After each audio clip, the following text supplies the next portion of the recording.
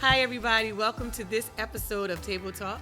Today, we are having our married edition. So I have with me Chanel and Greg. Let's go ahead and get started. Our first question is, in the Bible, it says that, and the two shall become one.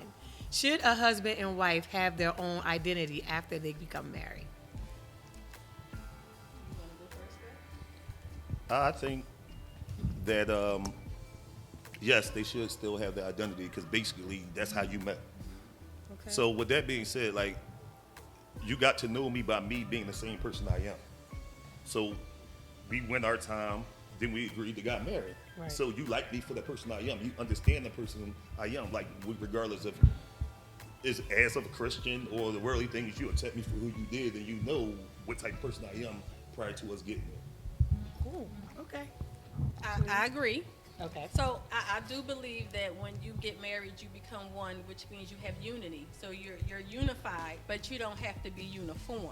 So I agree I like with that. what Greg Alright. said, where, you know, I'm not like a Stepford wife. Won't be a Stepford wife, and I won't be you. We're not each other. God made us individuals, and He gave us our own individual personalities. He gave us our own individual gifting. He gave us our own individual roles. So you will maintain your own individual identity, but you'll be unified in your marriage. So I do believe that you still maintain your own identity, but you know you're still one with your spouse. So that's True. where I go with that one. I mean, because you know each Cool. other.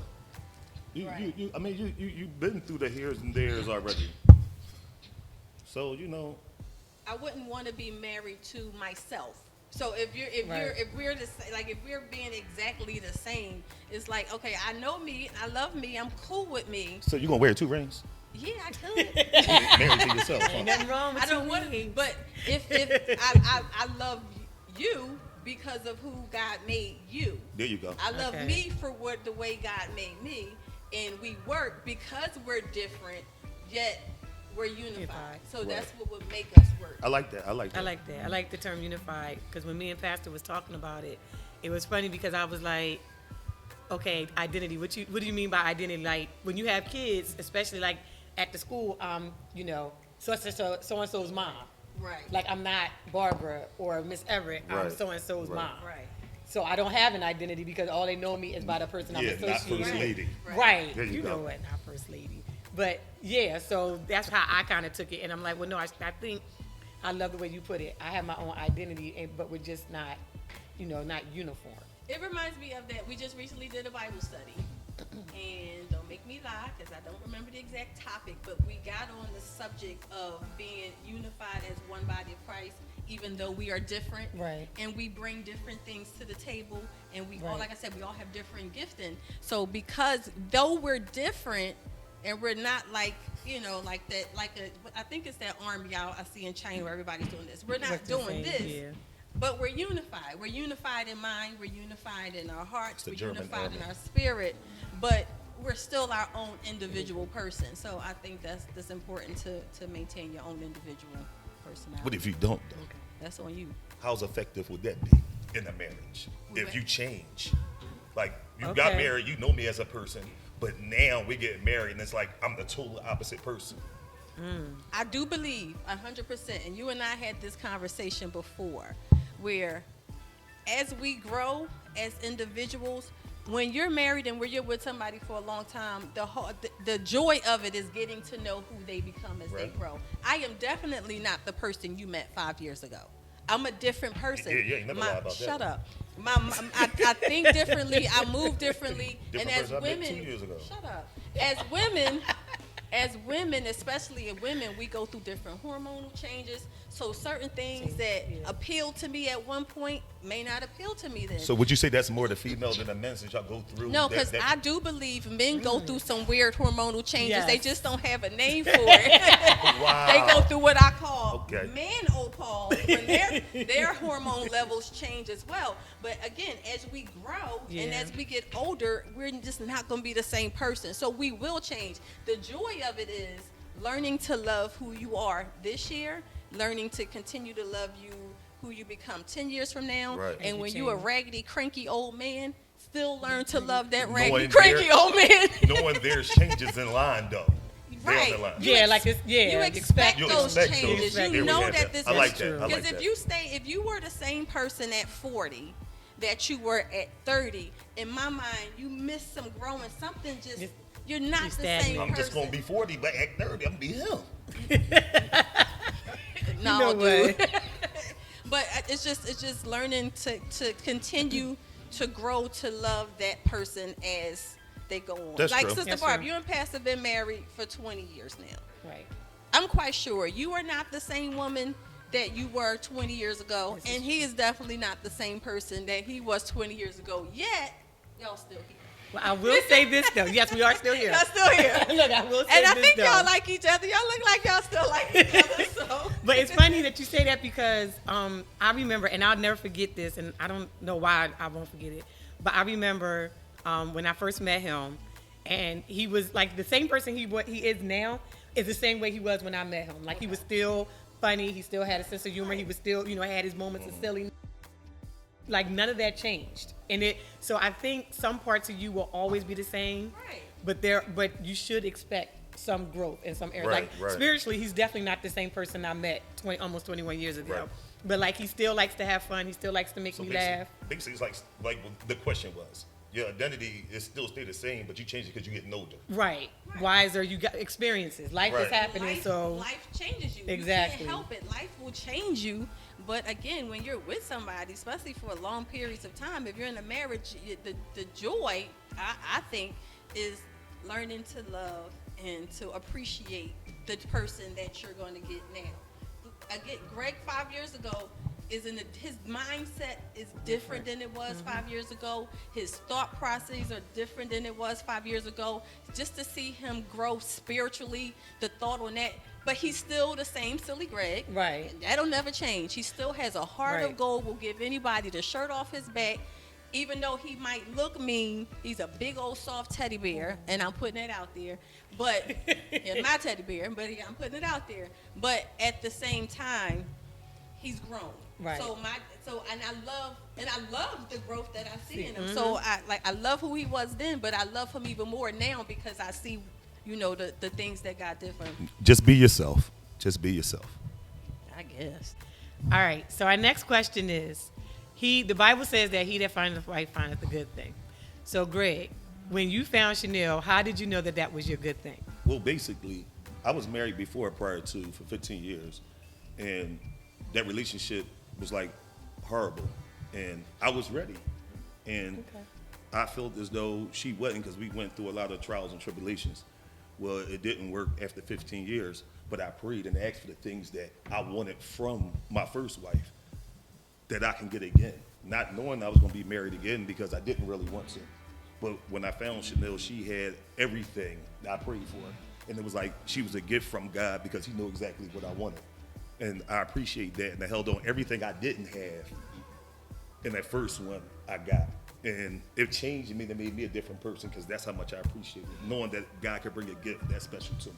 So I'm gonna ask you, what did you pray for? I prayed for Chanel. Okay, can you give me some examples? What's some things Like, that she has?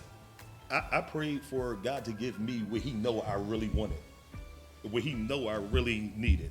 And in that first one, it didn't work. So that's what I prayed for. And when Chanel came, I knew it. That was everything because where she was at, she came structured as a Christian.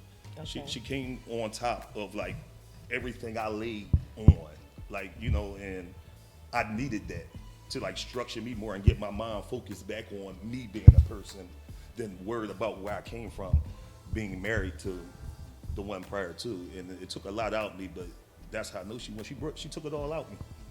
That's funny because one of the first conversations we had. Now, Greg and I knew each other. This is the backstory. Greg and I knew each other since we were 13. He was my cousin's best friend. So, when me and my sister, we from uptown at that time, and then they were from North Philly, so we used to come down there and visit my cousin, and then we would see them. So he would be staring like, "Hey, sweetheart, how you doing?" And then would kind of shy away. So as we grew older, of course, he went on to get married. I went on to get married to somebody previously. But when he would be around at, family functions, and we would see him at different things, but he would never say more than like hi and then shy away. And then knowing anybody who knows Greg is not shy. Yes. Right. But he was really shy. So my cousin passed in 2015, and at that time when he passed, a lot of his friends started reaching out to my sister and I because they know we were like sisters to my cousin. Right. So, you know, they reached out to us and befriended us on social media, and then, you know, we were having like memorials for him. So it was funny. So Greg and I became Facebook friends again, and it's weird because I don't respond on people's pages, and he posted a picture. I was like, all right, Greg, to me, because I'm looking like that's just Greg. Like, Yeah. I'm not even looking at him like that. That's Greg. Like, keep it around. So I'm like, all right, looking good, Greg.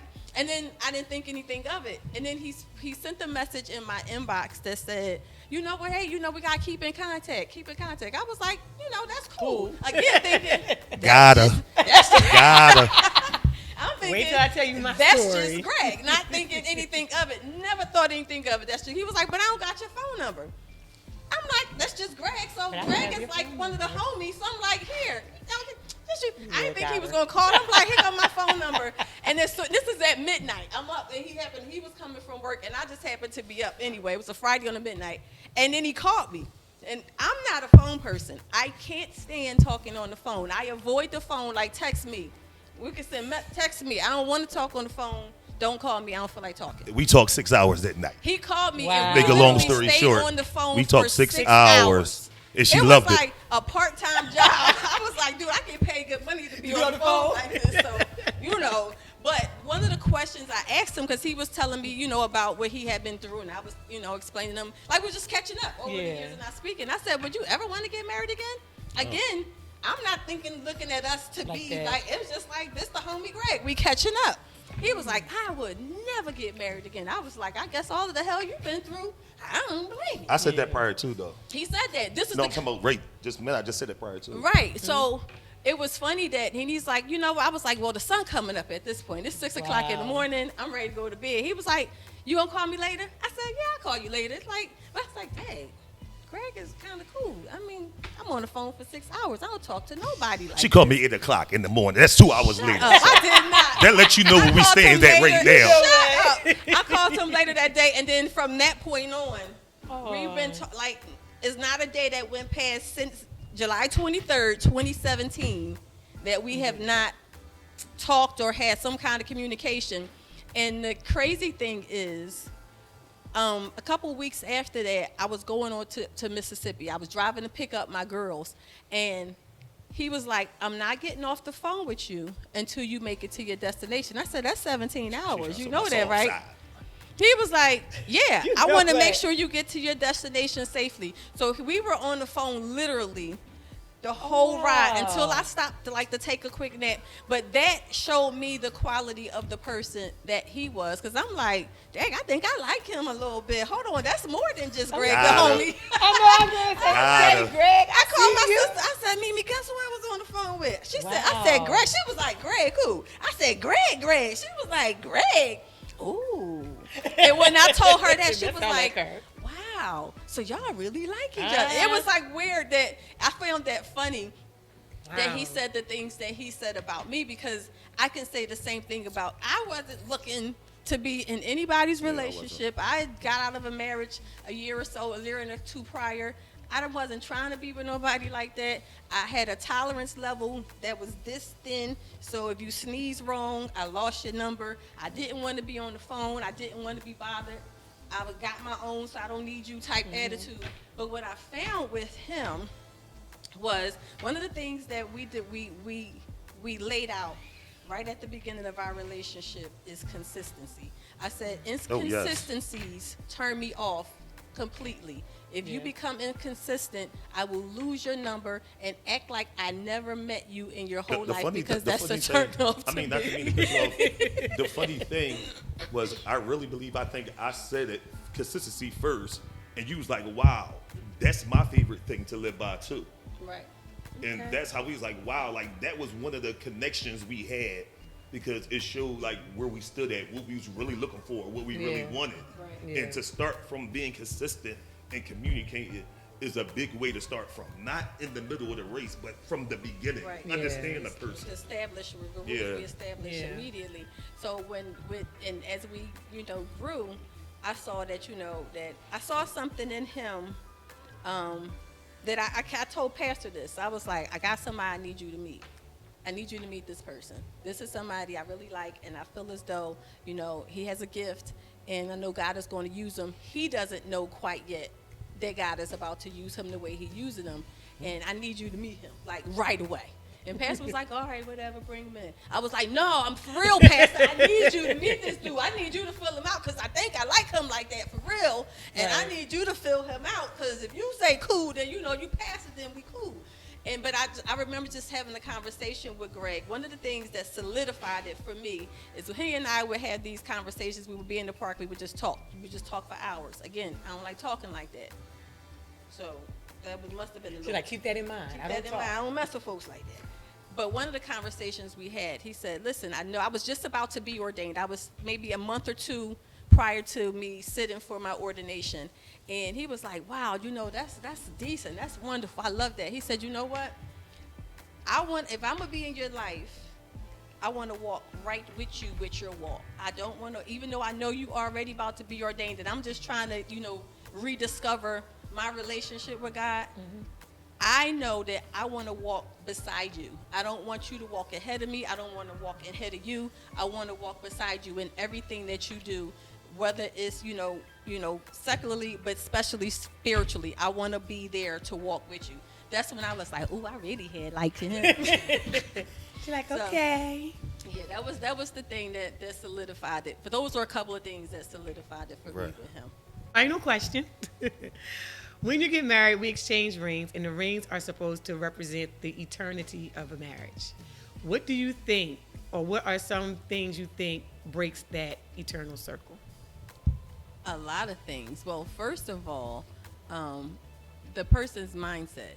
Like, if you go into this knowing you can get out, is any little thing will break that circle. So when you go into it, if you go in with the mindset that I know a divorce is only going to cost me $149 and some change. Sorry, I'm talking from experience. And you go in with that mindset, any little thing will break that circle. You sneeze wrong, I'm done with you. Your finances ain't right, I'm done with you. You gain weight, I'm done with you. Sex is bad, I'm done with you. I think you doing X, Y, Z, I'm done. Like, so anything can break that circle. It could be any, as I said, but if you go in knowing that you can get out with that mindset, anything can break it. Where if you go in with the mindset that this is definitely going to be eternal. I told Greg this before.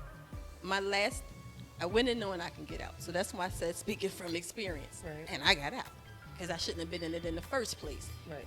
With him, I said, listen, buddy, ain't no getting out of this. This is till death. Yours, mine's, or both, but this is till death. You ain't going nowhere till I tell you to. You ain't going nowhere till I tell you to.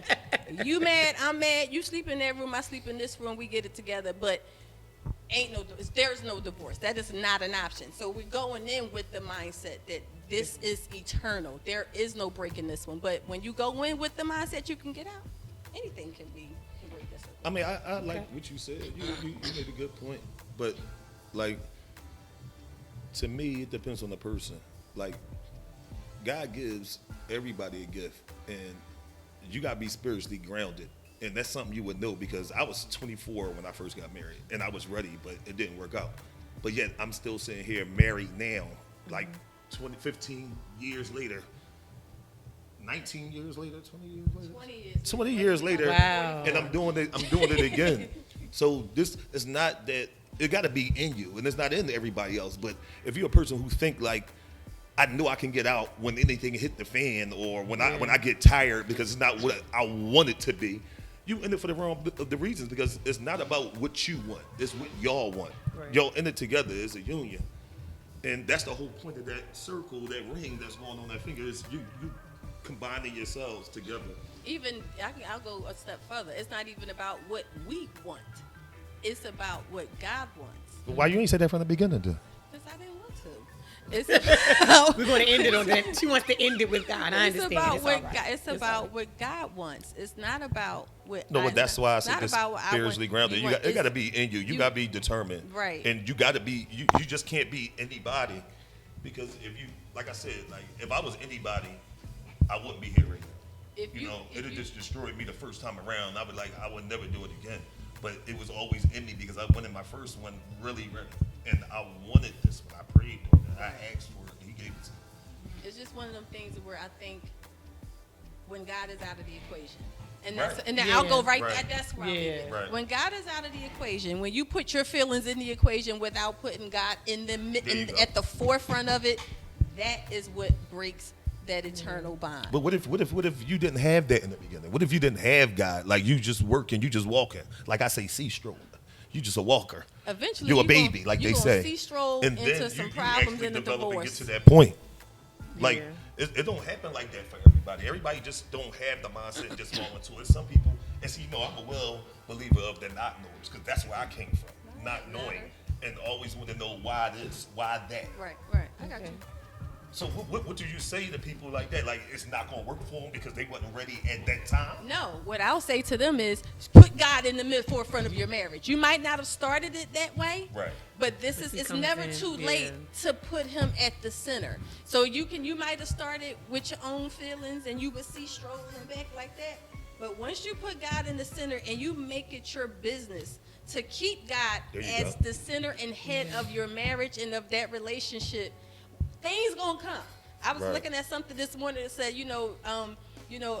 problems are not the absence of God, or having a relationship with God is not the absence of problems. You're gonna have some Right. things come, but when those things come, because God is at the center, you'll know how to deal with those things, Right. and that will solidify your relationship, and that'll keep that circle intact. Right. But when God is not at the center of that circle, anything could come in and break it. Yeah. It's like playing But with a if you rubber work band; at- it'll pop. On God being on that center, you making that center stronger. Exactly. You definitely need God as the center of focus because I remember when me and Pastor first got married, that was our foundation. So no matter if we had a disagreement, we know at the end of the day it's whatever the Word of God says. So it's hard and that's why I find that it's hard, or I believe it's hard to be married and not have God as the center because when you do have a disagreement, how are you gonna come to a compromise? Like how do I'm a you- prime believer though. Sorry to cut you off, but prime believer. Look, I was married, worldly, still had God in my life, but the person I was with didn't. Yeah. It took 15 years out of my life that was hell. Yeah. But with that being said, now I'm in glory. And sometimes, like, God bless anybody. He take you through somewhere to let you know you're going to go somewhere after that. Like, he take you through this pain, but it's showing you that you're going to get to glory. You're going to be all right down the line. That's sexy, ain't it?